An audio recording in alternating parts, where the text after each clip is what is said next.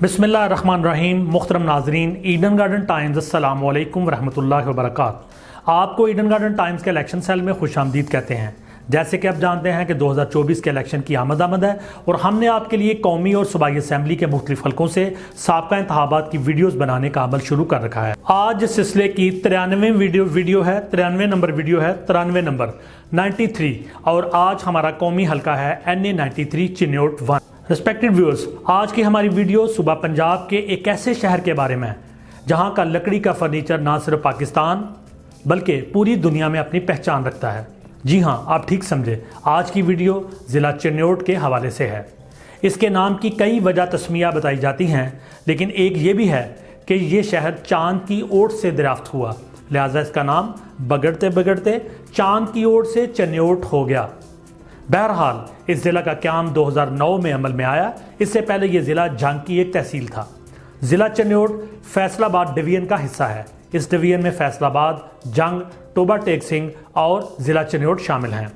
इसकी 3 तहसीलें हैं, चिन्योट, बुआना और लालियाँ।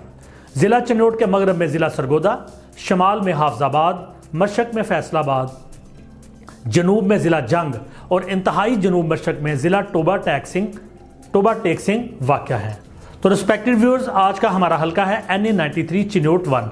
ये कौमी असम्बली का हल्का सूबा पंजाब के ज़िला चिन्योट के दर्जे झैल इलाकों पर मुश्तमिल है। तहसील लालियाँ, चनाब नगर शहर और बुआना तहसील के बेशतर इलाके इस हल्का में शामिल हैं। 2018 से कबल इस हल्का को NA 88 जंग 3 कहा जाता था। फिर 2018 के इलेक्शन में इसका नाम NA 99 चिन्योट 1 रखा गया और अब 2023 की हल्का बंदियों में, जिनके मुताबिक 2024 के इलेक्शन होने जा रहे हैं, इसका नया नाम NA 93 चिन्योट 1 है। तो इसका ओल्ड नेम हुआ NA 99 और न्यू नेम हुआ NA 93, NA 93। रिस्पेक्टेड व्यूअर्स, इससे पहले कि हम इस हल्का से साबका इंतखाबात के हवाले से आपको मुख्तसरन ब्रीफ करें, आपसे गुजारिश है कि हमारे चैनल ईडन गार्डन टाइम्स को सब्सक्राइब करें और साथ बेल आइकन के बटन को दबा दें ताकि नई आने वाली वीडियोस के नोटिफिकेशन आपको बर वक्त मिल सकें। तो आगे बढ़ते हैं अपनी वीडियो की जानब। 10 अक्टूबर 2002 PPP पाकिस्तान पीपल्स पार्टी के फैसल साले हयात यहाँ से विनर हुए। इन्होंने वोट हासिल किए 76,201, 76,201। इससे अगले इंतखाबात 18 फरवरी 2008 को हुए। फैसल साले हयात ने पार्टी चेंज की, PMLQ को ज्वाइन किया। तो PMLQ के टिकट पर एक दफ़ा फिर फैसल साले हयात ने कामयाबी हासिल की, 72,197 वोट हासिल किए, 72,197। इससे अगले इंतखाबात 11 मई 2013 को हुए। तो PMLN की गुलाम बीबी बरवाना यहाँ से कामयाब हुई। उन्होंने वोट हासिल किए 87,002, 87,002। अब आखिरी इंतखाबात की बात करते हैं। तो 25 जुलाई 2018 को होने वाले इंतखाबात में 10 उम्मीदवार मैदान में उतरे। PMLN के रिहान कैसर, इन्होंने वोट हासिल किए 21,702, 21,702।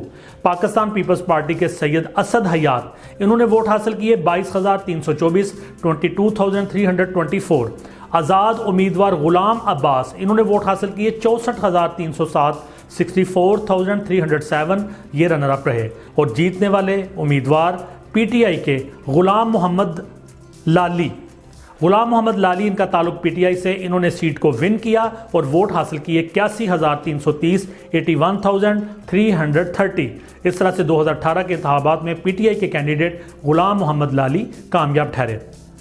इस हल्का से कुछ अदादोशुमार आपको बताते चलें। यहाँ की population 6,81,827, registered voters 3,85,377, male voters की तादाद 2,12,388 और फीमेल वोटर्स की तादाद 1,72,989।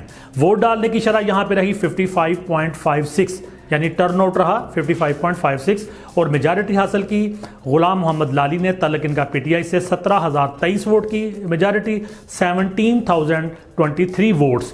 नतीजा ये रहा कि PTI ने ये सीट PMLN से हासिल कर ली, PMLN से ये सीट PTI ने छीन ली। रिस्पेक्टेड व्यूअर्स, ये अखबार था आपके हल्के से साबका इंतखाबात का। आपसे गुजारिश है कि अपने फेवरेट कैंडिडेट, अपनी पसंदीदा पार्टी और इलाके में डेवलप होती हुई पॉलिटिकल सिचुएशन के हवाले से हमें कमेंट सेक्शन में ज़रूर आगाह करें। वीडियो को लाइक करें, कमेंट्स दें, दोस्तों से शेयर करें और हमारे चैनल ईडन गार्डन टाइम्स को सब्सक्राइब करना मत भूलें। अल्लाह हाफिज़। पाकिस्तान जिंदाबाद।